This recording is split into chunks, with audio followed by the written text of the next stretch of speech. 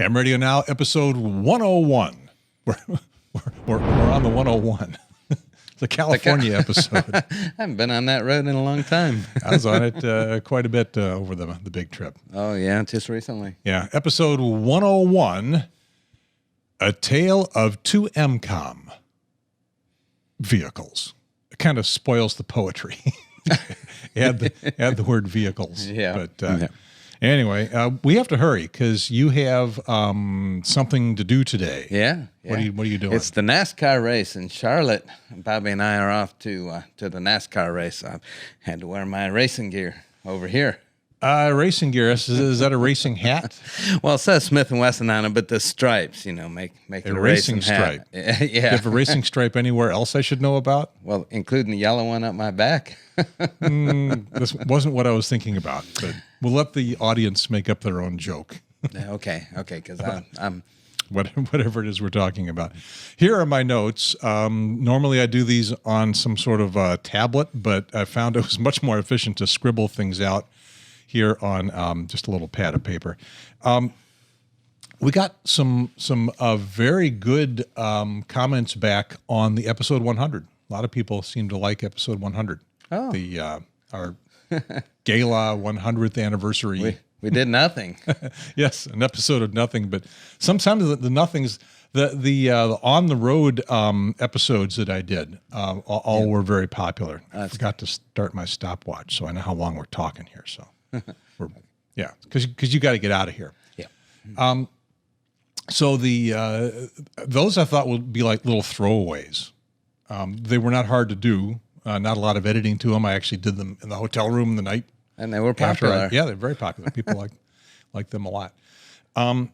So maybe we need to do... And you know why? Because it's like Ham's doing ham stuff. And not talking about doing ham stuff. That's right. Yep. So there's something I want to say about episode 100 that I want to get right away. Cliff, W4FT, you did an awesome job of switching that show. Have you watched much of that show? No. I'm switching this show myself. I'm pushing. I don't watch your shows. I know. I'm pushing my own buttons. But Cliff did a great job. He reaction shots, timing, anticipation. Every once in a while, I would catch in the corner of my eye, looking at the monitor, something that didn't look right, and I would call his attention to it. Turns out he knew what he was doing. He was very specifically switching to get reactions and stuff. So I would say something funny, you would be laughing. Okay, that happened once. Okay, well that's still good. So, I'll show you an example because I can't do that while I'm actually talking and switching. Okay. I would say something funny, he would show you laughing. That's good. That's the way real television is supposed to work.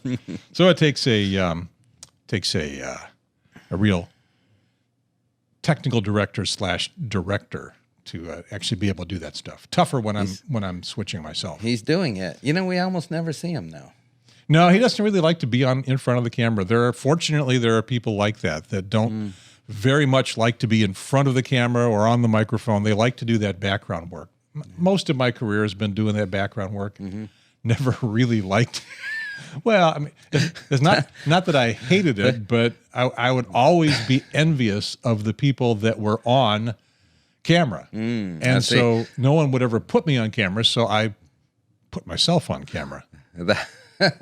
Yeah, well, times change, and that explains a lot. Yeah, and we've got the technology now where a lot of people can put themselves on camera, and some should be and some shouldn't be. And Cliff recognizes, I think he would actually do a better job than he thinks he would. Yeah.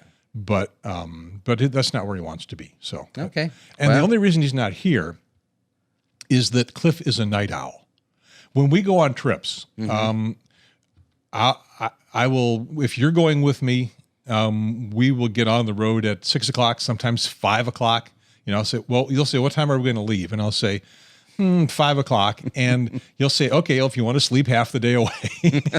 Yeah, we'll leave midday on your trips. Yep. If I'm going with Cliff, it's, I'll say, how about, because he's a night owl. He typically gets up at like noon. So like, how about 9 o'clock? And he'll go, oh, the struggle. Why even bother? Wait till the next day. Leaving at 9. That's a pain worse than death for me. We should leave it at like 11 p.m. and drive all night, whatever to get there. So, geez. Anyway, so lots of good comments on the 101. We can look at a couple of them. A lot of them came from YouTube. Let me zip down toward the bottom of this thing here. And I won't read them all. I'll let you take a look. Well, for the listening audience, the folks that are only listening, this is one of those good radio shows that the video is. No, I take it back. This is not one of the good radio shows. This is one of the shows that you nearly need to watch because there's some field production in here and it's all pictures. So if you're listening to the audio, if you downloaded the audio, go find a way to get the picture. Just looking at these comments, they like Cindy better than you. They do, yeah. And they liked your hat. You were wearing oops, you weren't wearing this hat. You were wearing a Heil hat when we were trashing. Oh yeah. Ham Nation. We were trashing. Okay, I was trashing Ham Nation. There we go. And you were wearing a Heil hat. So I think that's what the nice hat is about. Yay, Cindy. So there were some people that made comments on the Ham Nation stuff, and I expected actually to get some heat about that, but I never did. The few comments that we got, people were generally supportive. They liked what I did back on that show, and what I'm doing on this show, and it's all good. That's now good. it's all good. Yeah. So, well, you're doing something right. You got fan mail from somebody. I don't have a copy of it here to put on screen, but. You got someone who asked you a question. Yeah, it was his name was Rick, and I can't remember his call sign, but it was very flattering. He inquired about my accent, and he said, "Please don't be offended." And I that's very flattering. It's not offensive at all. But what really bothers me about it is I didn't have anything exotic to tell him. Well, you don't think you have an accent, or do you? No, well, I don't think anybody thinks they do themselves. You hear it in others. You don't hear it in yourself. Yeah. Do you think I have an accent? Do you hear it? Very neutral. Yeah. No. In theory, Midwestern, where I come from, born in Detroit, grew up in Chicago. I mean, there are Chicago accents. There are them bears. I can't even do it because I didn't live in that part of Chicago. Yeah, them guys from Saturday Night Live were masters at it. The Bears. But in theory, I've got that flat Midwestern newscaster pattern of speech. Yeah. But you have a little bit of pattern of speech. Now you grew up, you were born in Toledo. Yeah. Yeah. So you should be as flat Midwestern as it comes. Yeah, but I was like 7 when we moved from there. Moved to Aberdeen Proving Grounds, Maryland, and grew up there. So is that an accented place? It's a slight Southern accent, not a real heavy Southern draw, just a little bit more Southern than the Midwest accent. But I don't think that's where it came from. I was 19. I moved from there to North Carolina at 19, and then just started traveling everywhere for years after that with Mrs. Whittick. And I think this accent must have developed during those years of traveling. So you're a polyglot. A what? Now I'm offending him. Well, it's just a mishmash, just a stew, a little bit of this, a little bit of that, all kind of poured in together. When I first met you, I got a very distinct impression of a style of speech. I thought you sounded like Arlo Guthrie. Oh, yeah, and I've heard that many times over the years. So we're going to test now. Okay. To see if you sound like Arlo Guthrie. This song is called Alice's Restaurant. It's about Alice and the restaurant. But Alice's Restaurant is not the name of the restaurant. That's just the name of the song. And that's why I call the song Alice's Restaurant. Okay, that's probably enough for us to tell. Can you imitate that? What do you folks out there think? Just in my normal speech. Yeah. Somebody's. Yes, we have a guest. We have a guest host on the show. Cindy tells me he was not the best of boys this morning. No, he's been bad. We call him, when he's being bad, we call him a butt. He's been a butt. He was terrorizing Popoki. a cat that you'll probably never see here on the show. But anyway, we'll give him his limelight appearance. The bear. The bear. There you go, Bear. Speaking of limelight appearances and animals and stuff, we should pick up the pig for a second. I always forget to do this at the beginning of the show. Ham Radio Now is brought to you by you. Sometimes it's brought to you by a Kickstarter, but not this one. This one is brought to you by you. If you like our shows, and occasionally people say they do. Yeah. None of this equipment is free. The only thing free in this entire room is Jeff. Well, and I'm not free. I work for food. Yeah, his appearance here is courtesy of himself. Yeah. But everything else, including all of my time, takes real money. So stop by. Oh, yeah. Tell me about the Naked Pig beer. Arvin's been drinking it over here. So yeah, a viewer stopped by, I think it was our booth in Huntsville, and dropped that off. And said in a brown paper bag, said, "Don't open it here at the Ham Fest." And he said, "It's for Arvin. It's in honor of Arvin." So, oh, nice. Okay, Naked Pig beer. Yeah, so we won't be opening that. From Gadsden, Alabama. Yeah, I don't drink. You don't drink. I don't think. Is that the home of the Gadsden flag?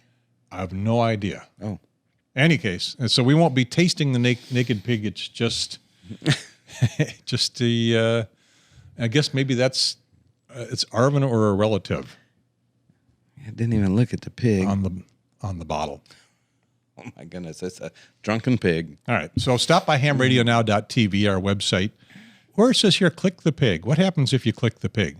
You go to this rather awkward-looking site that says far more than it ought to say, and you can choose a contribution option. And then it takes you on to PayPal. You know, I have recently, as of the Kickstarter, had to set up an account with Amazon. And I don't know if people would prefer to pay by Amazon than PayPal. You know, some people don't like PayPal very much. So ask for feedback. Yeah. So I'll do it if I have time. You know, when I get around to it. Set up a button for contributions from Amazon. Okay.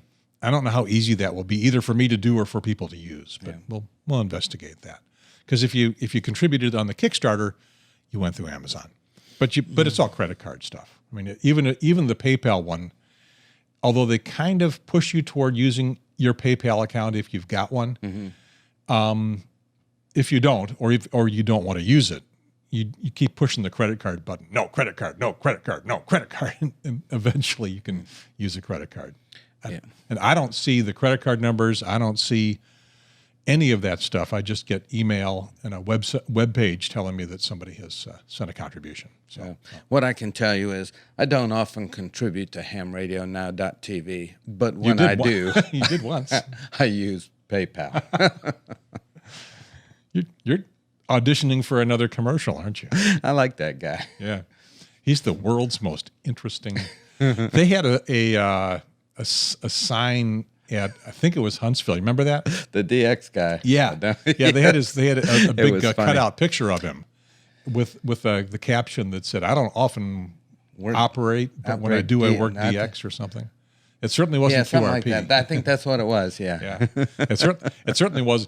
I don't operate ham radio much, but when I do, it's QRP. He did not.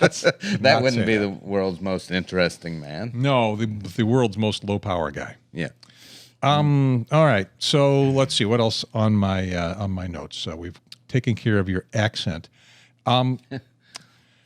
Some people have asked me about doing some specific types of programs. One fellow really wants me to do an in-depth review of the Flex radios, and other people would like to see us do in-depth reviews of stuff. You know, Ham's doing ham stuff, figuring out all this stuff. That is actually kind of beyond our ability. We would have to acquire the radios, bring them in here, set them up.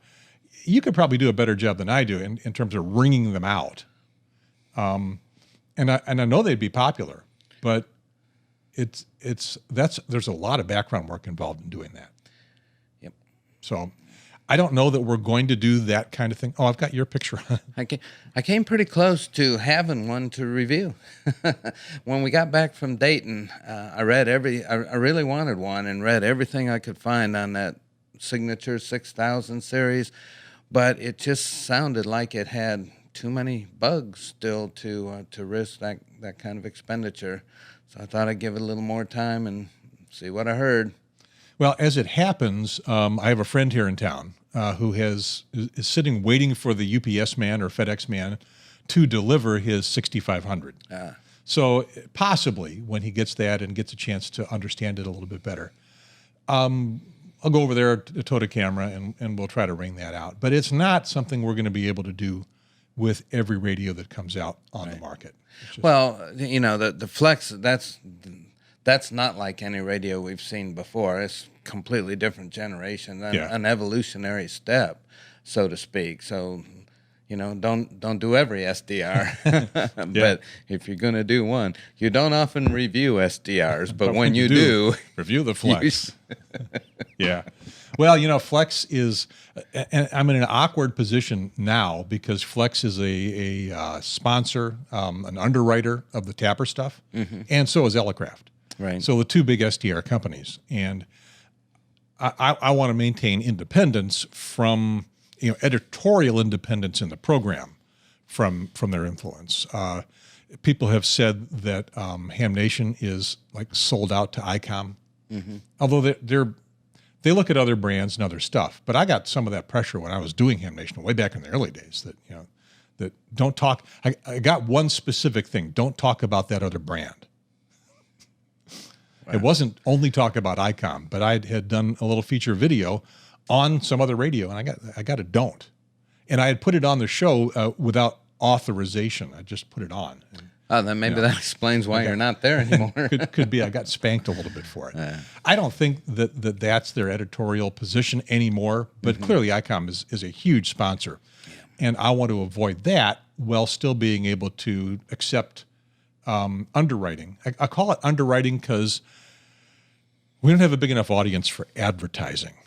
Advertising is sort of measured in the cost per thousand. How much you pay for how many thousand impressions you get. Yeah. We only get 1,000 impressions, maybe 2,000 or 3,000 on some of our more popular shows. So we can't really justify someone advertising, at least not at this point. Right. Not to the point where it's going to actually bring in enough revenue. So we call it underwriting. And underwriting is, to me, and probably not the PBS official line, but underwriting to me is advertising that isn't worth it. Yeah. The only motorcycle magazine that I read is one that has no advertisements in it. It's printed in black and white. Yeah. But it's great. It's great. And no ads. Nothing is colored. Everything is as they review it. Yeah. And Consumer Reports are like that. They take no advertising, and they make a big deal out of it. But they make their money somehow. They make their money by selling subscriptions to the magazines and the website and doing the kind of begging that we do for contributions. So, somehow it's like I always say, when I go to McDonald's and order a Happy Meal, I can't hand them a video. They want money. Yeah. So, however, speaking of video productions here on Ham Radio Now, I have not thought of this in depth yet. So this is a off the top of my head kind of thing. Okay. But I would like to invite viewers to make videos for Ham Radio Now. Now, Ham Nation has been soliciting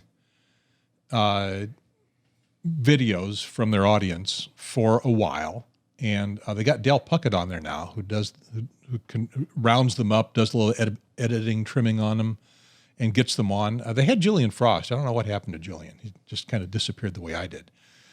Maybe his choice, maybe not. I have no idea. Anyway, Dale Puckett is on there, but what he's drumming into people's heads is 1.5 minutes to 2 minutes. Short. So, and his initial videos, he got 5, 6, 10 minutes, and he had to whack them down or go back to the people who made them and get them to whack them down. And now he's getting stuff real short. Well, guess what? we don't have to be short. No one has ever Good. accused us of being short. But there is something I'd like to say about doing videos for Ham Radio Now. If you would like to become like a Ham Radio Now segment producer of some kind, don't do a video about what you're doing. Do a video about what somebody else is doing. If you're doing something you think would be interesting, get somebody else to do the video, somebody who really knows how, and bring the production quality up. Do I dare say the standards of our program? Well, you can. But you know, what you're asking for is exactly what I've been trying to do now for like 2 years. Well, you've been trying to get me to do videos of you doing stuff. Yeah. And that's the wrong person to ask because I don't have time, clearly. Yeah, well, if you want something done, you got to find a busy person to do it. So we need to find another video producer here to produce your stuff. And that'll work for free. Yeah, that'll work for free. That's the other thing about it is we're not going to be paying anybody for any of this stuff. Excuse me, anytime soon. So you'll be working for honor, joy, publicity, recognition, fame, but not riches. I have a video to bring you. Show you. It's 15 minutes. Okay, that'll be But cool. it's exactly what you said not to do. Made it myself. Well, and Did everything. we're probably going to get more of that. With- 'Cause that's, you know, hams do that. Hams are in that mode of produce it yourself. Most of the writing that you see in QST, QEX, CQ are people writing about what they did. So they may be a good doer and not so good a writer. They may be a good writer, but what they're writing about is So what I'm saying, and we've done some programs that were us doing things and us doing video about what we were doing. Because as it so happens, we have the some dipole skills. and Yeah, stuff. we've got some skills. Yeah. I've got the video skills and I've got some ham radio skills, and you've got mad ham radio and engineering skills. So between the two of us, we've licked the platter clean, but we can't do it all. So if you're interested in doing something like this, what camera am I looking at there? That one. If you're interested in doing something like this, again, this is early days. Drop me a line, kn4aq@arvn.tv. And let me know what your thoughts are. But I could use some bureaus, around the country. Yep. I could use people producing things other places than here and other places that I can travel to, that I can't travel to, and keep it interesting. And probably a fully produced program, edited top to bottom. You can even do the intro and the close if you know how to say over. And out. You can, But no, not now. Not now. oh no, we're not done yet. You could do that, but there's some other options too. You could give me a produced piece, 10, 15, 30, an hour, and then we can talk on Skype for a couple minutes and do an intro and a close with a short talking to you, not you, but you on Skype, and I can contribute that much, and then it can be a Ham Radio Now episode. We could. If people won't do it, then we'll have to introduce it. We You don't want that. Yeah, you don't want that. And the internet is got unlimited capacity, and we can put up a show every day. That means that not everybody can watch every show. Not everybody watches every show now, but we can certainly put up more content than I can cram through my editing system.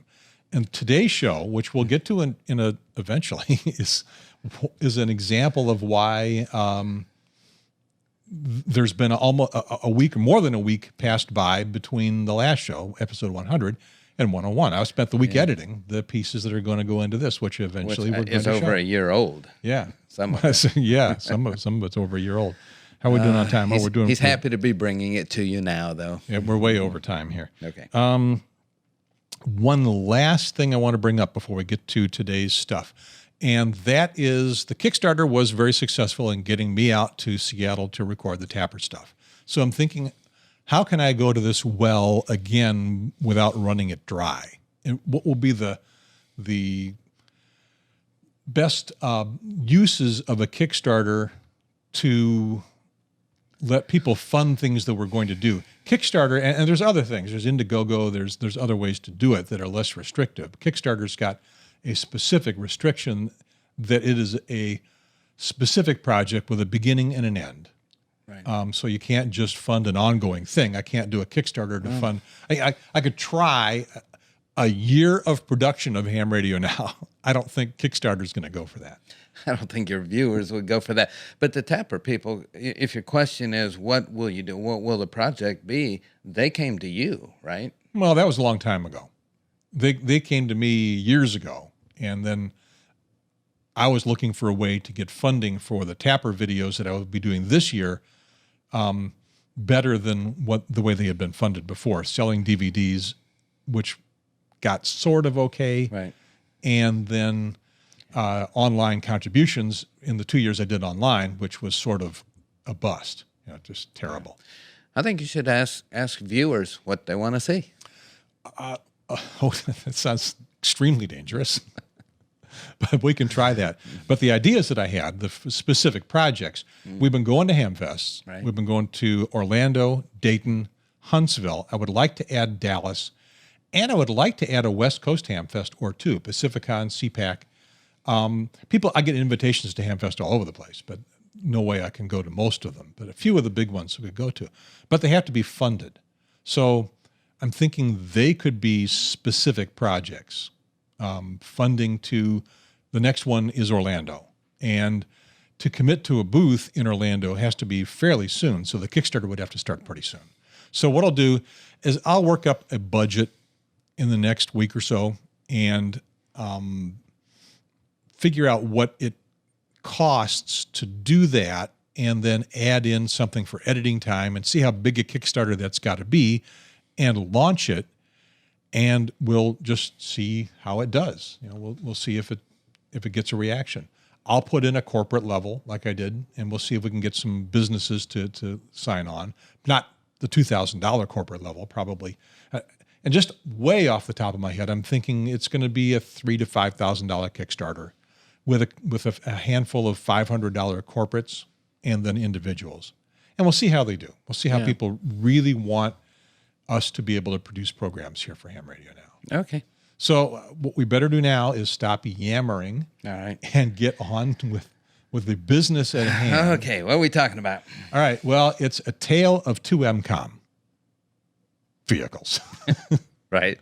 I would like to say a tale of two MCOMs, but that doesn't really say enough. No, it doesn't. So on episode 101, I had said that Cliff went to Orlando with me, which he did the first year, but not the second year. You went there the second year. Right. And we did a bunch of interviews. The interviews have all been on for a long time.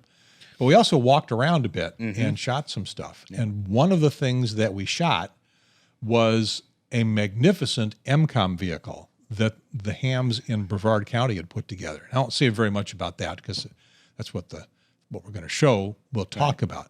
What I do want to talk about very briefly is that maybe a decade ago, and I'm not sure you were involved in our local radio club, the Raleigh Club, or not at that point, somebody offered us a very used TV truck. Yeah. One of the minicam trucks. Yeah, I was the secretary then. Okay. I came on board at our local club in 92 and was the secretary from 94 for 8 years after that. All right. So a local TV station, I think it was Channel 5, WRAL, had a truck they were going to surplus. And rather than sell it out there on the market, they would strip it, leave in the generator, and leave in the big mast that sends stuff up. And all sounds very intriguing. And so we talked about it at a board of directors meeting, and everybody was many board of directors meetings. Yeah, I wasted a lot of time. Yeah, people were very excited about the concept. Well, the concept, yeah. Until was it you or me or who threw cold water on everything? Well, bringing up the cost of maintaining it and who's going to maintain it and where it's going to be kept, all the logistical stuff. Was just the devil was in the details. And no one had good answers for that. They were big details, though. And that happens a lot at radio clubs. Someone will come up with a great idea. but they don't want to be the one to that to everybody follow else through. should do. Yeah, right. somebody. We should do this. We should fill in the blank. Yeah. One of the most popular ones is, we should get more kids in ham radio.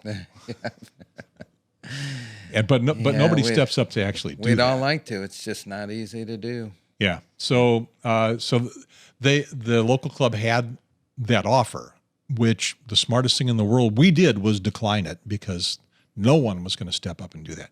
You'll see that as a recurring theme in these two interviews. The first one from Florida, from Brevard County, Right. and the second one in a club that has even deeper resources, the Dayton Amateur Radio Association, the folks that put on the Hamvention. They built a gem. Yeah, but both have a serious commitment to the vehicle. Yeah, and that's what's required. Yeah, and so I asked about that and got answers, and so that's what people should pay attention to as they are salivating over these magnificent vehicles. That's one of the questions. The other is, what are you going to do with it? You know, what are you really going to do with it? And that question was really well answered through the questions you asked too. Yep. So let's head down to Brevard County first and check out their MCOM Spectacular. Let's go. Who am I talking to? My name is Ozzie, O-Z-Z-I-E. My call sign is N4SCY. And do you have like a position, a title or something? Right now I'm the driver of the Bears 1 vehicle, and I also operate out of it. Okay, we'll figure out what that is in a minute. Sure. We talked to last year. Exactly, yes, Carlos. Tell everybody who you are again. I am Carlos Checker, K4CCJ. I'm a member of the Bears in Brevard County for the emergency services. All right. We are standing in front of a pretty impressive vehicle. Thank you. Give me the elevator pitch about it, 30 seconds or so. This is Bears 1. Bears is the Brevard Emergency Amateur Radio Service. And basically, our emergency manager in Brevard County wanted a single point of contact to contact ham radio when he needed us. As a result, the clubs got together and created Bears as the organization. We had one lady, we had a number of people with their own RVs and equipment with radios in them that we would take to various events, field day, what have you. They were getting old, decrepit, and one lady in our group decided to put through a grant with the state of New York. And she generated this grant, sent it in. New York. You said New York. Oh, no, I'm sorry. I'm not sure why it came out that way, but no. She did some grantsmanship and sent it up to Tallahassee, to the state of Florida. Florida. Okay, so you're from. I bet you're from New York. Rochester, New York, yes, with 10 years in the city on the way down. Yeah, because Florida, as we all know, is a suburb of New York. No. South Florida is a suburb of New York. Well, where's Brevard County? Brevard County is on the Space Coast. Brevard County has the Kennedy Space Center and the Cape Canaveral Air Force Station. Collectively, I think of them as the Canaveral Spaceport. Okay, so you got a grant and bought a big truck. Didn't just buy a big RV. We went to North American Catastrophe Services, a company in Brevard County that makes command post vehicles for various agencies and even the federal government. Our pile of money wasn't enough, but we said, listen, we'll put in some sweat equity as well. Well, members of our club, a number of them are ex-NASA employees, retired. Some of them are even retired NASA program managers. So we had some real expertise among us, to the point where North American Catastrophe Services were looking over our shoulders. Our guy was playing with his CAD cam one day. Now they use that CAD cam system. So we learned from each other. You're making inroads every place with these guys. Absolutely. This looks to me like something a county would have, not for ham radio, for the county. True. And in fact, we have been dispatched on behalf of the county. We had some wildfires down in the south end a few years back, and the fire chief was used to the kind of schlocky, broken down stuff the county usually sends him. When we showed up in Bears 1, he fell in love. And he was very happy with what we could do. We put up our tower with our pan tilt zoom camera on it. He could look around and see where the fires were and dispatch his troops. He was extremely happy with us. Now, before I forget this question, Bears 1, is that in hopes of a Bears 2, or is there a Bears 2? Well, we started out with COM 1, and a couple of, one guy came up with his RV, and he was COM 2, then COM 3.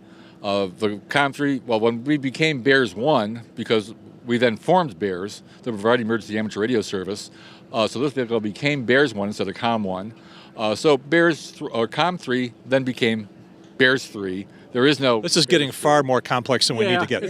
So you got a grant money that partially funded it. You had a bunch of interested people. How did you get the human element into it? These things, when they start at radio clubs, somebody's got a great idea, and they rope somebody else into it, but it doesn't really go anywhere, or it falls apart because you don't get enough people. How did you get what it takes to get here?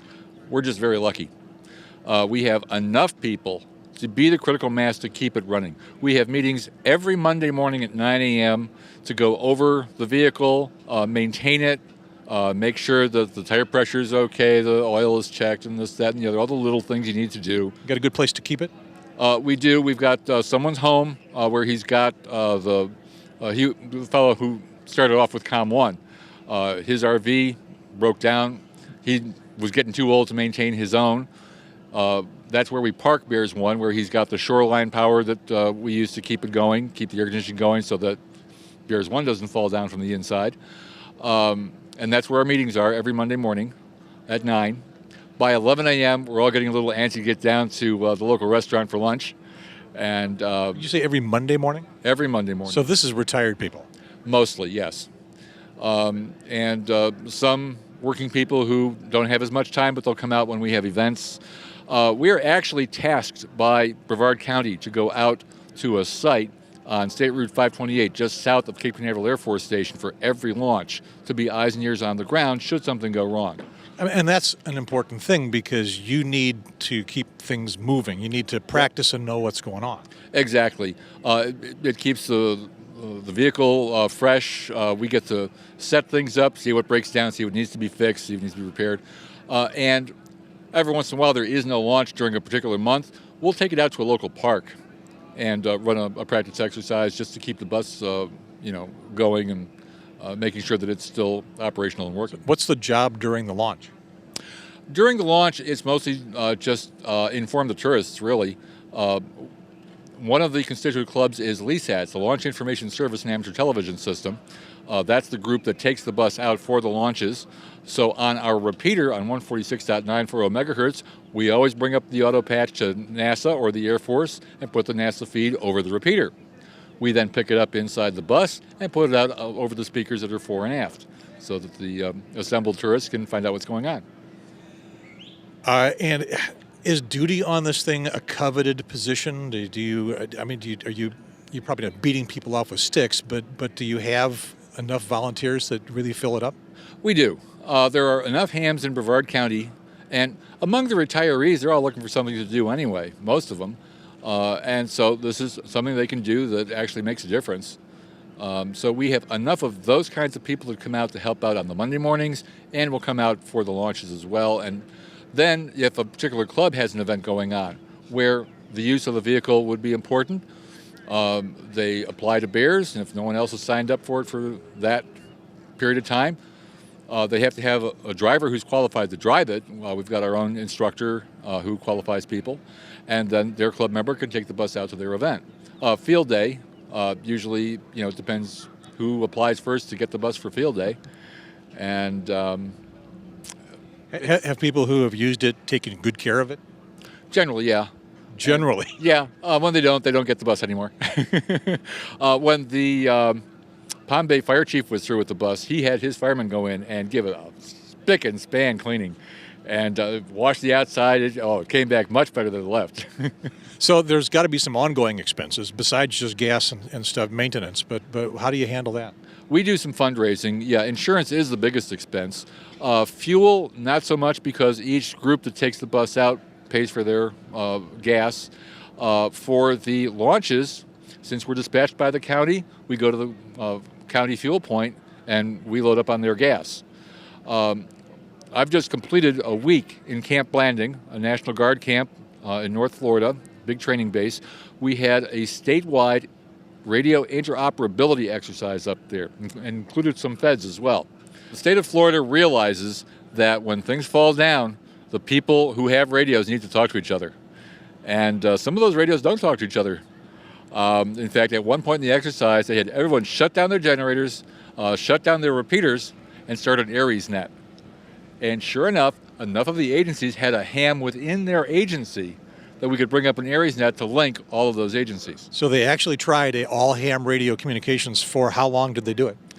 Oh, that was a brief, it was one single task, so it was very brief. Once we had the network up and could prove to them that we could maintain that network, that's fine, that accomplished the task, we moved on to something else.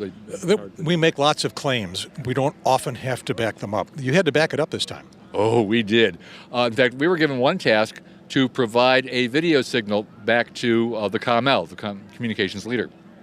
Well, we had our camera going on the tower. All we do is throw the switch to the transmitter on. Sir, you should have signal now, K4EOC Mobile 1. He didn't have a signal. Went over to his trailer, looked at the CV set, we couldn't see anything. Came back to Bears 1, pulled out our TV set, walked it over to the COML's trailer, turned it on and said, see, we're putting out a signal. If you can't pick it up, that's not our problem. What was the problem? Did you trace it down? No, but I suspect that their new digital TVs are not set up to see the cable channels over an antenna. Oh, yeah. Because that's where ham ATV is in that cable TV band that your cable box picks up, but is not usually seen. It was probably there, but they probably didn't set it up right. Or didn't know how to program it right or something. But in the meantime, we showed them, yes, we're demonstrating that we've accomplished the task. So I want to ask what is all inside in terms of communications equipment and logistics and human element. But first, in terms of interoperability, is it all ham radio or do you have some other communication services besides the CB radio I saw in there? We have other radios in there. We have a Red Cross radio, we have Marine Band, and as you say, we have CB as well. We're not proud. We're out there to communicate. And when things fall down, you need to bring in stuff in large trucks. Golly, what kind of radios do the truckers have? And we know to come up on Channel 19. And that's smart. I mean, hams these days, if they're CB, they just don't get it. We're here to communicate, and. Okay, so what have you got inside for ham radio? For ham radio, we've got VHF, UHF, HF. We've got packet radio. Also on the computers, we've got RMS Express, which allows us to do WinLink. Now, WinLink is an interesting system because it's real email. Standard SMTP, Simple Mail Transfer Protocol. The software sets up a telnet link over radio, not over telephone lines.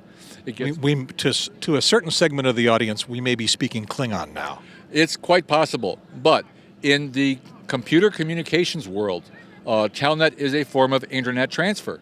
It's a simple serial connection for just data going in both directions, no graphics, nothing fancy, but in a disaster situation, all you want is very simple communications, nothing fancy to get that message out. So without building the watch, as I understand it, it lets you get a Wi-Fi signal out to their computers. No, not even Wi-Fi.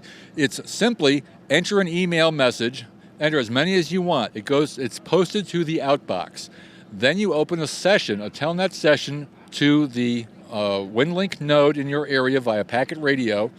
That node has an internet connection, which then sends the email out. Simple Mail Transfer Protocol, SMTP, the simplest form of email between computers.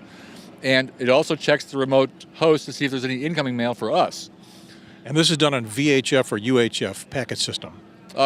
Typically VHF packet. However, there are also HF gateways as well. So ham radio becomes... if you've got a big disaster area that's too far for any VHF link, then you can go to HF, although that's going to be slower, I guess. It will be a little slower, but in this kind of situation, slow is better than a dead stop. Yeah. I also explained about packet radio. It's 1,200 baud, 1.2K. Consider a telephone dial-up is 56K. So again, we're talking slow. This is not the information superhighway, but I consider it the information super bicycle path. And boy, can you go off-road. That's a good analogy, and I think I've made that point. It's not fast, but it's faster than zero. Yes, absolutely. Okay, do you think the digital modes are more important than voice these days? How do you divvy up the responsibilities of these various modes you can use? It's however you get a message out. And the thing is that the digital modes are becoming important because the served agencies understand them. They understand an email, where they don't understand that scrap of paper with something scrawled on it with that message that came in. Yeah, they want their email back. That's true. And that's what WinLink does for us, is it allows us to have formatted emails that looks like something that came in off the internet. But you still have a need for tactical voice communications. Oh, absolutely. Because setting up the networks and like that is using your handy talkies and your mobile rigs to get everything set up, working, and then hopefully you can go into digital mode if you've got it, pass some traffic for your served agency. That's what we're out there for, is to serve the agencies. Do your members get into using all these various modes? Do you have to do training and get people up to speed on things besides just talking on their handy talkie with a half-dead battery? Actually, this camp landing exercise was a perfect example because I'm at position 3 working packet. My buddy next to me on position 4 was working HF. He's also a Mars operator, so he's able to get into the Mars net. We passed some traffic that way. We were given one task of contacting the state warning point. Well, I've got a phone number in my Palm Pilot that I've had in there for years. I've never needed to use or look at, and all of a sudden, I needed the phone number. He got out a phone patch through Mars, and we called the state warning point. Completed the task. When did you build this thing? How long has it been in operation? It was commissioned in 2006, and keeping it up and maintained, we've got a group that meets every Monday morning at 9 a.m. McDonald's? No, someone's house. It's where the Bears one right. is based. And by 11 o'clock, we're getting antsy to get down to the Beef O'Brady's and get some lunch. What kind of, in the course of its existence, what kind of actual deployment has it had besides the NASA thing? We've been very fortunate. The 2004 hurricanes that came through Florida, the multiple hurricanes that year, I think was the reason that our grant finally got through. And we've been very fortunate that we haven't had major events like that since. So it's mostly been field day, hamfests, launches, and those are the big things that the vehicle comes out for. What have you learned that surprised you, that made you make changes, that especially things that you can pass on to people who might think this is a cool thing to do? What kind of things have you learned that you were not expecting to be the case? Well, I would say be certain that you have a bunch of people who are willing to help you maintain it, and the fundraising capabilities to raise the funds as well, not only to maintain the little things that go wrong, the oil changes now and again, what have you, but the insurance right now is the biggest expense. Tires, when we have to go for new tires, that gets to be a big expense on the vehicle this large as well. See on the back there's a sign with some corporate sponsors. You do have some sponsorship? We did get some sponsors early on, and they were able to help us with some of the early funding that we needed to put the thing together. We do go looking for corporate sponsors to cover things like insurance and oil and other maintenance items and things like that. Operationally, did it do what you intended it to do right off the bat, or have you altered things to make it work better? Well, we've had to rewrite some of the documentation. We've had to move some things around where we got interference from one radio to another radio. We've moved the antennas on the roof. Field Day taught you that. Oh, yeah. But Field Day is a great training exercise. I maintain to this day that the skills I used in Homestead after Hurricane Andrew, I learned on Field Day. Are the modes and equipment all the same from day one, or have you adjusted to as new things have come along? D-Star didn't exist, or just barely existed back then. Well, we don't have D-Star on board. It's one operating mode we don't have. I've heard that the D-Star does not do AX and NAX very well in data modes. And being a data guy, I want a data mode that's going to work. So I'm sticking with my AFSK packet radio. Okay, you're going to hear from some D-Star people. Your email address is? N4SCY@amsat.org. Be happy to receive those mails. But really, until you can convince me I can send files that way and make sure. They get pretty excited about a program called DRATS, but I'm not an expert in it, so I'll let them contact you. Well, when I can afford the radios too, then I'll consider it a lot more as well. Yeah. Where you got any plans for the future? Any place you're thinking about this thing is going to go, or just more of the same? More of the same, because hopefully we won't have the kind of disaster where it would be called out. But if there is, You're in Florida, dude. yeah, I know, and we're ready. That was amazing. They did great. Yes, the evolution. I mean, this thing is 6 years old, and the evolution has been wonderful. Yep. There's one thing that Ozzy said that has caught my attention that I want to bring up, and hopefully won't make him mad at me. But he was talking about sending that video signal out to the emergency manager, Right. and they weren't able to get it. Right. And he said, it's not our problem. Well, he saw the signal. Well, yeah, and I know what you're getting at, and Yeah. I agree with you. Yeah, it is our problem end to end. And I didn't call him on it because I wasn't thinking about it at the time. Didn't think about it until I was putting this piece together. If I had talked to him about it for another 10 seconds, he probably would have said, yeah, it's our problem end to end. Yeah, when the communication doesn't work, it's our problem, and we want that's to what we're make there it for. work. That's right. And it's easy to say, well, our equipment is working. We're doing what we're supposed to do. We're transmitting, but that doesn't mean we've completed the job. When they can communicate, when we provide the communications on behalf of the agency, then we're successful. And the idea of, well, our part worked is a bit of a ham radio / engineering attitude. 35 years I worked at a communications company, and 25 of those years was in telephone communications, and the biggest problem was that, the trouble's leaving here fine. Yeah. In my business in doing television, the little bit of stuff I did that had anything to do with the network or whatever, when something didn't arrive at the other end, well, it looks okay leaving here. Yeah. But I like your way of saying it better. The trouble's leaving here fine. Yeah.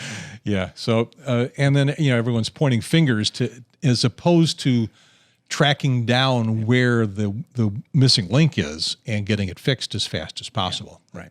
So we need to understand its hams. We look best if we go after the missing link immediately and go and fix it. Or even better if the missing link never shows up. Yeah. So, yeah. All right, so if you thought that one was impressive, take a look at this one. Let's go to Dayton. This is the Dara Communications vehicle. It used to be originally a 2001 Mack tool truck. We had a local contractor who puts together all of the Mack tool trucks for the United States, tear it apart, go through it mechanically, bit by bit to make sure everything is mechanically straight, and help build the infrastructure that you see throughout the vehicle. They took a lot of pride and ownership in building this, and they were very, very meticulous in doing the job. We have been doing this for over a year as far as building it, and within the last 8 weeks we have populated all the equipment within the vehicle and have actually used it one time prior to this as a shakedown cruise for a bicycle race. And we found some minor issues, which is to be expected, but we've shaken those out and we're building on it. But it's been a labor of love, and it's a fantastic environment to show amateur radio in a good form, and take it out and also provide emergency communications during any type of disaster situation. We have internet capability. We have with a 1.2 gig D-Star radio.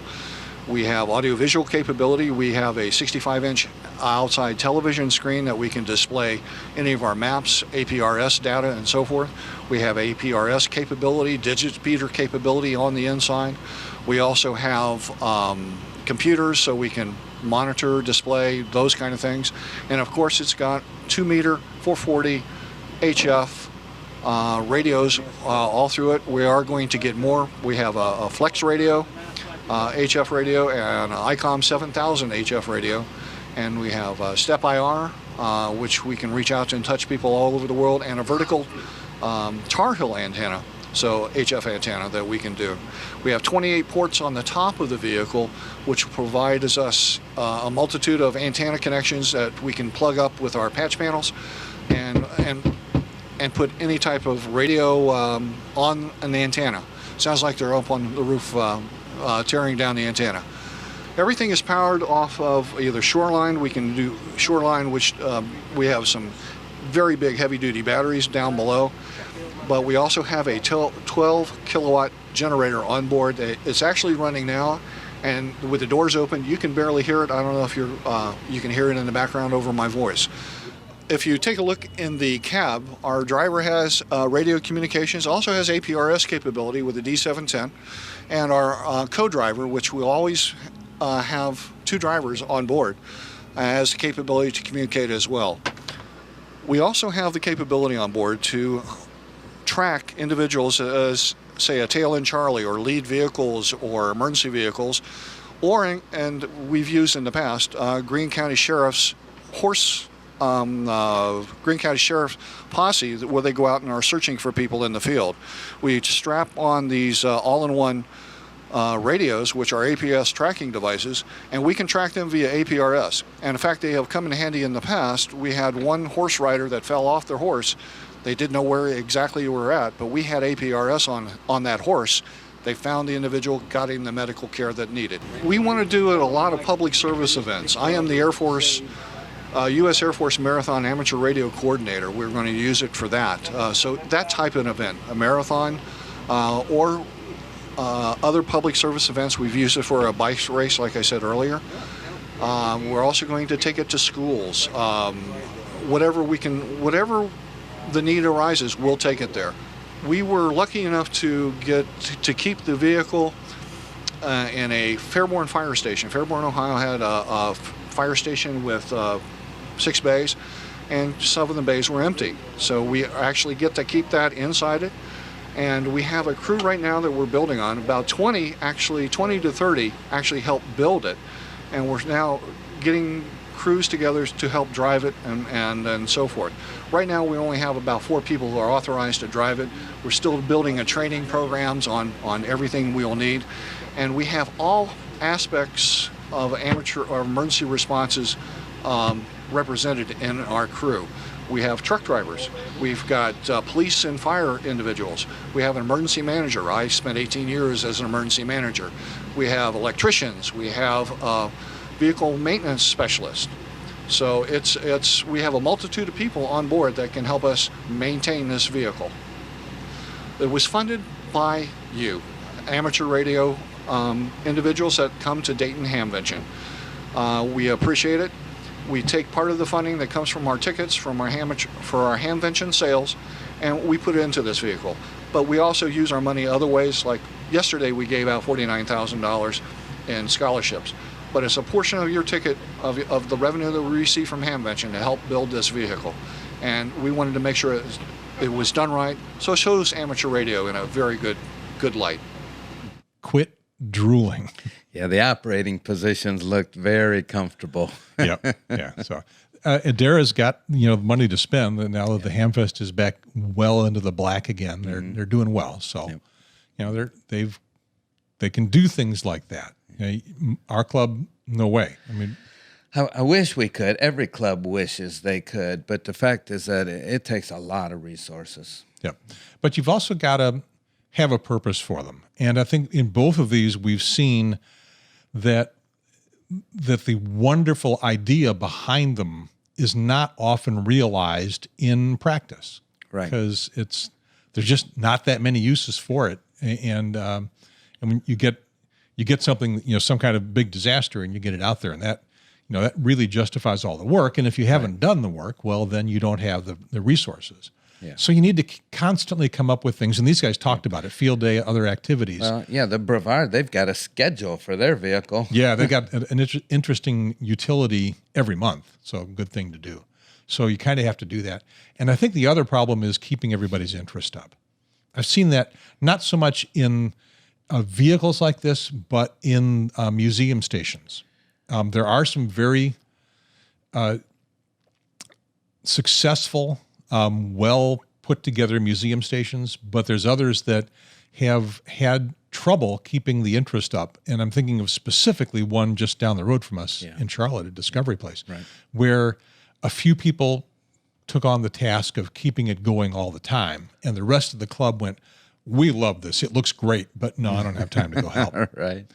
That's right. So it eventually, the museum did some reorg and said, we don't see a need for this. So they closed the station. Very sad. Yeah, it's sad, but I mean, I can sure understand why they had to do it. Yep. So moving on, we had some other things that we did, and this is back at Dayton, that I haven't had time to edit yet. We ate too many hamburgers. Well, yes. Well, one of us did. Well, we did a tour. We got a tour out on Friday, mostly out in the flea market, which is a place that we often don't get to spend very much time. Right. And then we did an introduction for a tour on Saturday and never got out into anywhere in the Hamfest on Saturday. We did interviews for the entire day. So we tried again on Sunday. We did an introduction on Sunday thinking that we wouldn't have a lot of other interviews to do. And, well, interviews came our way. Yeah. So we had this interview, or this introduction on Sunday. But the reason I want to play it, even though it introduces nothing, is that we had a guest for the introduction. A little mini interview is part of the introduction. I don't even remember. A high-profile guest, a celebrity guest, and that person we also did a full-on interview, which has been on for a long time. But the introduction to the program and the conversation we had, I thought was somewhere between worthwhile and cute. Okay, let's see it. So it was good. So I don't remember. Let's take a look. Ham Radio now from the Dayton 500. Not the Dayton 500. It's the Hamvention. No. I've been screwing up the name of the Hamfest all weekend long. You have called it Hamcation. You haven't called it Hamburee. Yep. We have a guest here for our goofy little opening. We do. And then we'll do a real serious interview. Kay Craigie, president of the ARL. Welcome to Ham Radio Now. Thank you, Gary. Oh, you may not thank me when we're done. Well, you may. I don't know. We'll find out. You've seen the interviews I've done with some of the other ARL folks, so maybe you haven't. I don't know. Do they force you to watch the stuff I do? Yeah, I don't think I've ever seen one of your interviews before. I've talked to everybody who's top level except for you. I've talked to Dave Sumner and Harold Kramer and Bob Interbidson and Mike Corey. So finally working my way up to the top. I don't know about that, but it's fun to be in that company. Yep. Well, so we'll do the ARL interview in just a minute. Right now, we're starting out our Sunday. We did an opening for Saturday, intending to walk around the Hamfest, and carry the cameras around and look at stuff. And then we sat down here and we did interviews until like 3 o'clock. Well, but that wasn't the only thing that held us up from wandering around. We had lots of visitors come by. Oh, that's true. Yeah, we are. I don't know where you've been, but we're big television stars here now.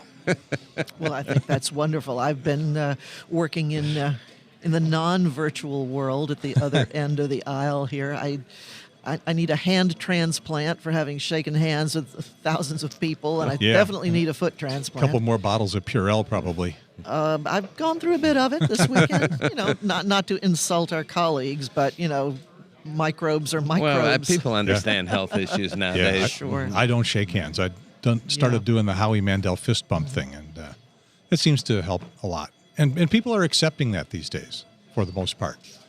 They don't seem to be too upset about it. So we never did get around to the Hamfest. We did our flea market stuff on Friday. We'll try again today. Yeah, we'll try, because this is the only interview we got lined up. And Sunday is a quieter day. Yeah. I always say that Sunday's Dayton is bigger than any other Hamfest is on its best day, except for maybe Orlando or a couple of the other big ones. But just about every other Hamfest out there would kill to have Dayton's Sunday. Yeah. Whereas almost every other Hamfest we go to, if they're a 3-day or 2-day Hamfest, Sunday's dead. Nothing's happening. But even here, it's still a good day to come if you want to get a little more attention from manufacturers, reps, ARL presidents. The line to talk to you will not be quite so long. Probably not. Maybe measure it in the hundreds instead of the thousands. But you can also get great bargains here on a Sunday because people are ready to pack up and they want to see what they can do about their inventory before they have to pack it and ship it. Yeah. And now you've probably missed the flea market. Just about anything worthwhile out there. Yeah. It's going to be pretty well collapsing. Yesterday, rained hard in the morning. Some of the interviews that if you watch them, you'll see people walking by with ponchos. And around 10 or 11 o'clock, this place got absolutely wall-to-wall. You couldn't walk across the aisle. And like I've said before, you couldn't stir them with a stick in here. yeah, and then in the afternoon, the sun came out. We walked out into the flea market to get lunch, and everyone was back out there having a good time as if nothing had happened. Yeah. So That's Dayton. Yeah. The weather seems to have very little impact. we adapt. In the flea market, in our tour on Friday, you had your eye on something you were coveting. Oh, yes. And I asked you if maybe you would, and we asked how much it was, and it was expensive. Yeah. And I asked if you thought you might get it, and you were... Well, I couldn't buy it that day. I won't spend that kind of money the day I see something. I need at least a day to work on it before I make a decision. Let's see if Kay knows what this is. Go ahead and pick it up. I guess Pick there's it up no and show- secret now you gotta show that, it to the cameras. that I actually did end up with it.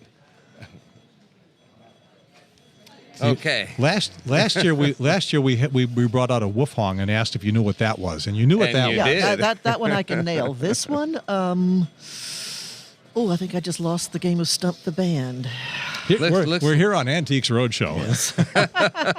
Looks like a toilet flushing handle, doesn't it? In fact, the action is a bit like one too, but the inside kind of gives it away. Yeah, sort of a side swiper kind of a thing. Yeah, She nailed it. It is a You did telegraph good. key. You get to keep your technician license. And Oh, gee, thanks. similar to I never had a technician license.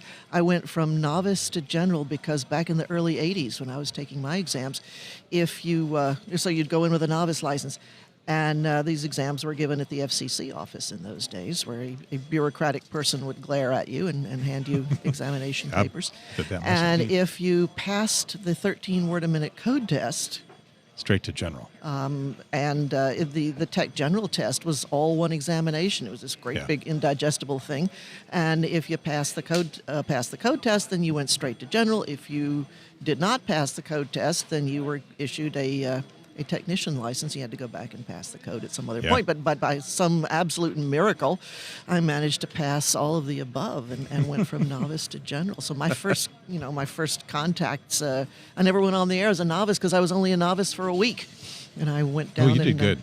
Well, in those days, it took a long time. In 1982, 83, it took a good 6 weeks for your novice license to arrive in the mail. It wasn't like today where 5 days after you passed the exam, you got your license grant, you can go on the air. In those days, Yeah. it took like 6 weeks, so I spent that time studying the book and practicing the code and got lucky and upgraded straight away. Jeff went from 0 to extra in one session. No, you waited I about ran 2 out weeks. of time. I got to advance that night, and just spent so much time waiting in lines to have papers graded that the session ran out, and so at a Hamfest a couple weeks later, I took the last one. Oh, wow. The advanced class test I remember as being the most difficult of the was. exams. Yeah. There was a lot of math, and I'm math challenged. And I remember driving to the FCC field office in north of Philadelphia. And I'm driving down the Pennsylvania Turnpike reciting the 14 formulas. And anybody who'd heard me would have thought that woman's completely crazy. Give her a lot of space on the road. But I managed to And get so up what's there. different about that now? Not much, but I'm just better at covering it up now. Oh no! Jeff saying the ARL is never going to be on ham radio now again. Oh dear! I went through a similar deal. It was back in the actually 60s, but down at the Chicago FCC field office. And in the 60s, the technician license was a purgatory because we didn't have repeaters. We just barely had a few repeaters. There was a little AM activity. There was actually a cadre of hams, very high-tech hams. Sounds like we're having a percussion concert back there. They're rolling a popcorn square gone barrel wild. across the floor. I can see them. Jeez. We didn't have the repeater infrastructure that we do, and a few folks on AM, but there were a few folks that did really serious long-distance work on 2 meters and 70 centimeters with 100-foot towers and kilowatts and sideband and stuff like that. And then they could do that with a technician license. But for most hams, not making the 13 words a minute was, and you know how that happened, is that in those days, a novice could talk on 2-meter phone. Yes, I And so remember you- being told that was possible at one time. And you got your novice license, and you frittered your 1-year non-renewable license away talking on 2 meters and never upped your code speed by operating HF on Morse code. And so you could take the written test at that point and get your technician, but not your general. And then you were condemned to talk on 6 meter AM, which was fun once in a while. But so I skipped that step too. We were talking about Jeff's cool little acquisition here. This is rare, I understand, from you and the guy that we were talking to out in the flea market. So what's the history on that? Well, it's from the Foote Pearson company that began life in 1896 over in New Jersey, and then later on moved into New York. They actually moved on to Fulton Street, just 2 blocks from where Viberplex once was. And the exact dates concerning this are a little bit sketchy. The first advertisement that I've ever seen this in was dated 1901. There was another sideswiper at the time from Jesse Bunnell. It was the Model W, double speed key is what they called it. This was called the Century key. It was, the common belief is that Bunnell's key came out in 1888, but apparently a historian in Troy, New York, his name is John Casale, I think, or we'll take your word for it. So he has some compelling evidence that this predates the Bunnell key, and I don't know what that evidence is because I haven't spoken to him about it, but I certainly would like to know. This one is missing a part. It's missing the back cover, and there was an optional base that came along later, and the base actually bears a patent number earlier than the key itself. The patent for this key was issued in 1908, but we know that things in those days, the patent could be pending for years, and I thought it was strange that the base had an earlier patent number than this particular key bears itself. So you're still going to be in acquisition mode until you get all the rest of the pieces. It probably won't be possible to find the back cover without the rest of the key. Our phenomenal audience is undoubtedly someone's got one now. The Foote Pearson pump-handled 20th century key. If you have a back cover, I would love to hear from you. Yep. Now, what's the that's point? the deal. What's the point of this key? Why is this key? The deal is, it's not a sideswiper in Bunnell sense, in the traditional sense where you could operate horizontally both direction. It only operates one direction, and as it would sit, and it probably won't demonstrate very well on camera here, but the lever pushes in one direction to make contact.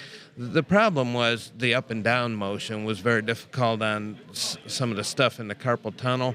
They had a lot of names for the malady in the day. They called it, the common term was glass arm, but professionals called it telegrapher's paralysis. And today we call it... Well, today we call it repetitive motion disease, which covers a range of stuff, because what it was called in the 90s was carpal tunnel syndrome. That was the name I was thinking of. Yeah, and that became an unpopular name. I'm not sure why. Now it's called repetitive motion disease. Well, the more syllables you can get in, the more...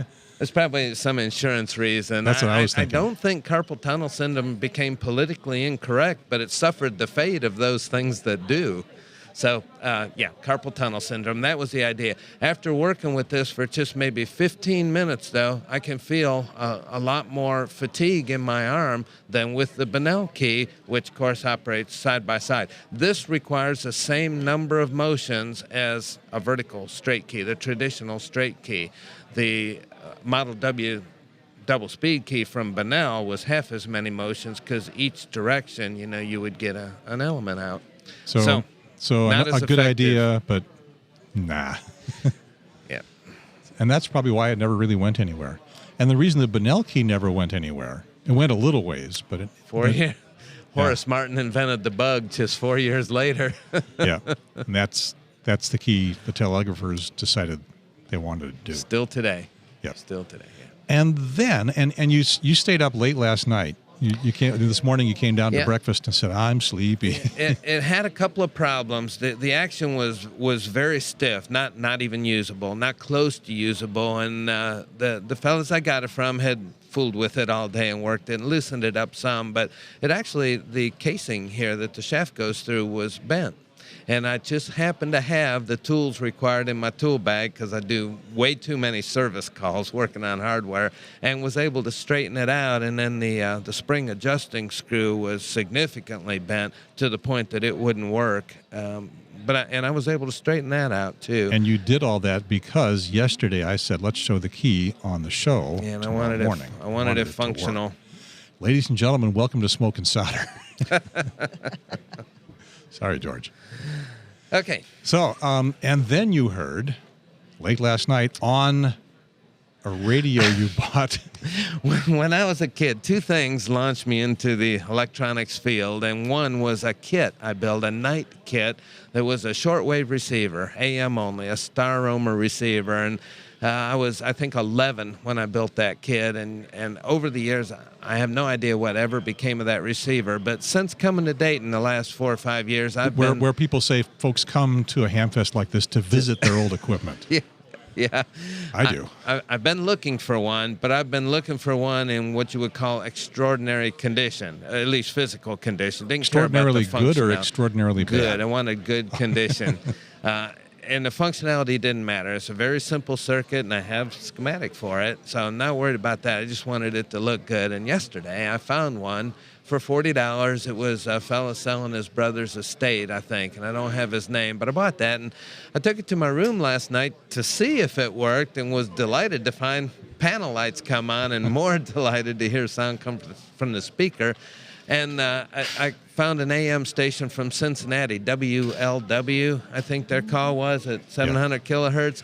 And while I was listening to it and working on this telegraph key, a commercial came on. And you know the speaker's name. He's from... Tom Bodette. Tom Bodette From Motel 6. We'll leave the light on. Hi, for you. Tom Bodette. Right, and he was talking about coming to Dayton, and I was only partially paying attention to the commercial until the last 10 seconds. Now, he wasn't but talking about coming to the Hamvention. This was a commercial.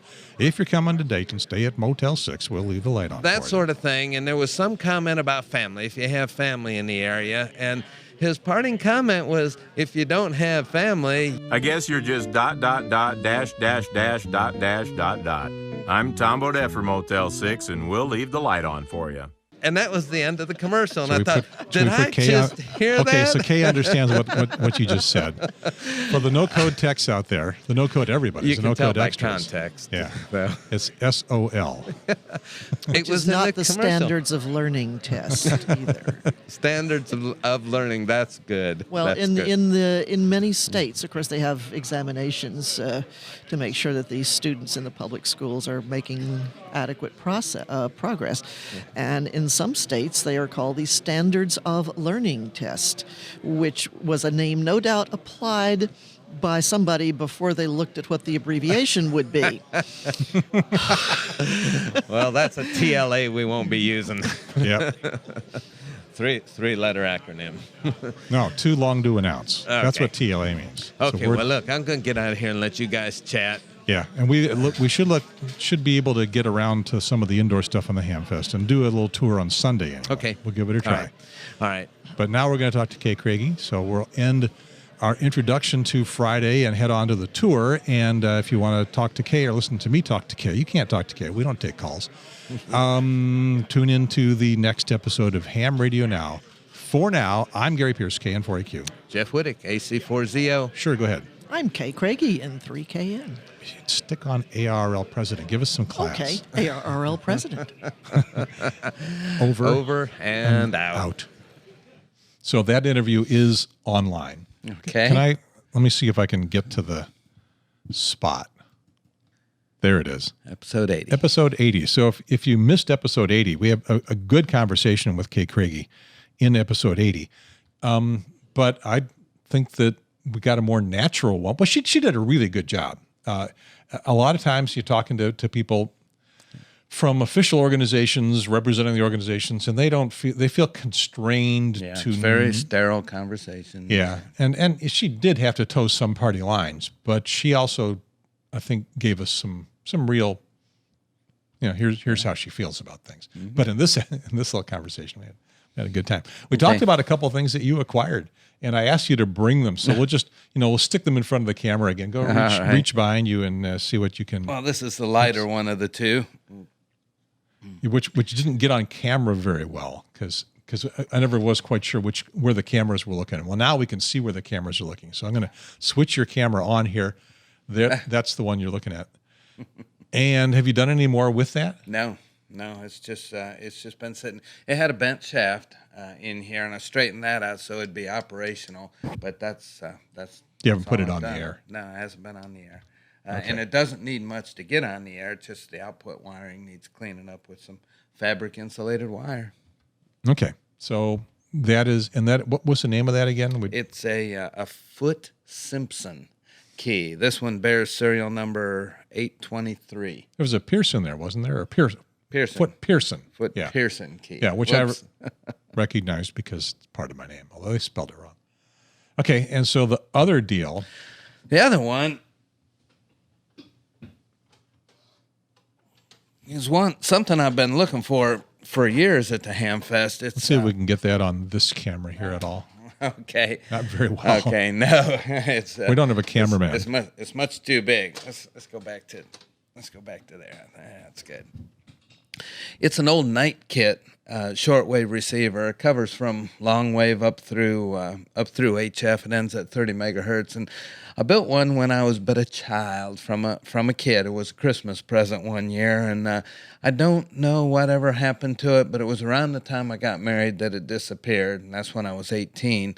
And I have been looking for one since, but I wanted one that was in pretty doggone good shape. And, finding them with melted S meters and missing knobs and all kinds of other problems is common, but one in really good shape is not. This one needs a headphone jack, but I have a jack. It's just a simple closed-circuit jack. So have you done any more with it since? Nope. The night I bought it. Just the way of things, isn't it? Yeah.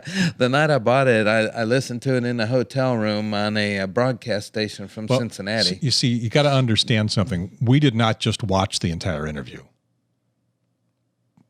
with Kay Craigie. Did I talk about this? Yes, you did. Oh. And the audience has already seen you talk about that and me play that broadcast. Well, let's move on. This is the magic of television. I'm leaving this in because it shows, because you got to get going. So we didn't watch the whole interview. Okay. So, All right. So but you were there. Came with me today, though. So yeah, I guess the point being that you buy these things and you do nothing with them. Yeah, I haven't retired yet from work. They keep you busy. Yeah, you're in acquisition mode. I will, I'll get the hankering to do something with them, and when I do, I'll have it to tinker with. All right. You got a favorite? Let me exhibit my ignorance of even the terminology, even though I've been to a few NASCAR races. Do you have a favorite race car driver? I do, but he's a polarizing driver. People really detest the entire team he's with. We don't do anything polarizing here on Ham Radio Now. Yes. As Leo Laporte says, we are tame journalists. Okay, I'm a Jimmy Johnson fan and a Hendrix fan, and have been for many years, since before they were even very popular. Yeah, little felt rocks have been thrown at computer monitors all over America. Felt rocks, yeah. And I'm sorry, Gibbs fans, Roush fans. I'm sorry, I'm a Hendrix fan. Yep. So you can take a scanner. I was going to ask you to bring the scanner, but I forgot. Oh yeah, it's in the bag, ready to go. Okay. The Scan Cat 230 from Uniden. I was listening to a conversation on a local repeater where some folks were talking about listening to scanning at race car, NASCAR tracks. Yeah. You're going to Lowe's. This is still called Lowe's Motor Speedway? No, it's Charlotte Motor Speedway okay. now. Lost their sponsorship. So the ham I was listening to and eventually broke in and talked on was talking about lots of intermod and stuff. Because there are hundreds of transmitters going on at these events. Yeah. But intermod has not been a problem for me. I mean, you don't take your fashionable 2-foot duck. You put essentially a dummy load on there, a very small antenna, because while there's a lot of transmitters, you're close to all of them, and so it doesn't require very much antenna. Never had a problem with intermod. I listened to lots of things at the track besides just the drivers and crews. Yeah, and you're not listening to 100-watt paging systems. These guys are only running a few watts. Yep. As you said, I think you can barely hear the driver if he's on the other side of the track. Well, if you're out on the far side of the parking lot, which is a mile away, you can't. Okay, from the parking you can't lot. hear it. Yeah. Yeah. From but you in can the hear 'em. stands. In the stands, you can hear all over the track and the operations. Yeah. Yeah, and besides the drivers, I mean, all the drivers have radio equipment. Right. And besides the drivers and the crews, are talking to the crews. That's interesting, listening to them talk to the crews. Yeah, mostly what you hear while the race is going on is a guy up on the roof that's telling the driver where the cars are around him, to his right, to his left, there's one coming up on you and so forth. He's called a spotter, and he's a very necessary part of the team, but that's mostly who you hear. And to people that aren't interested in communications, it'd be very, very boring. Yep. But when there's an incident of some kind. Yeah, then you want a scanner that can quickly switch to the driver of the car that's involved. You want to hear that. Yeah. That's when you hear some excitement. Yep. But there's a lot of other things to listen to at the track. All the logistical people, the parking people, the people that make delivery to the hundreds of food vendors there. It's interesting just to listen to the Rich Club, where the rich people go and sit. There's a lot of radio operations I mean, like us, involved in that. people like us, people that have successful Kickstarters and can afford these skyboxes. I have to sit out in the mud and the blood and the beer with the cheap seats. Yeah. Well, I'm no race fan, but I've been 3 times, and I concentrated on the scanning. It was this race a year ago today. You went with me to. Yep. Yeah. And I think I could have just about as much fun sitting outside, still doing the scanning, because you can still hear everything if you're not too far away. Yeah. Yeah. And maybe watch the race on TV, so I got an idea what's going on. Yeah, you actually get better replays. Well, at most tracks you would. At this track, it does have the world's largest HD screen, 16,000 square feet. Yeah, it is huge. Yeah, 200 Very by impressive. 80. And you end up watching the screen more than you do the race. It's really big. Yep. So have a good time. Okay, thanks so We're much. going to push you out the door. We will wrap up this episode of Ham Radio Now. I am Gary Pierce, KN4AQ. I'm Jeff, AC4ZO. Thanks for watching. We'll see you next time. Over. And out.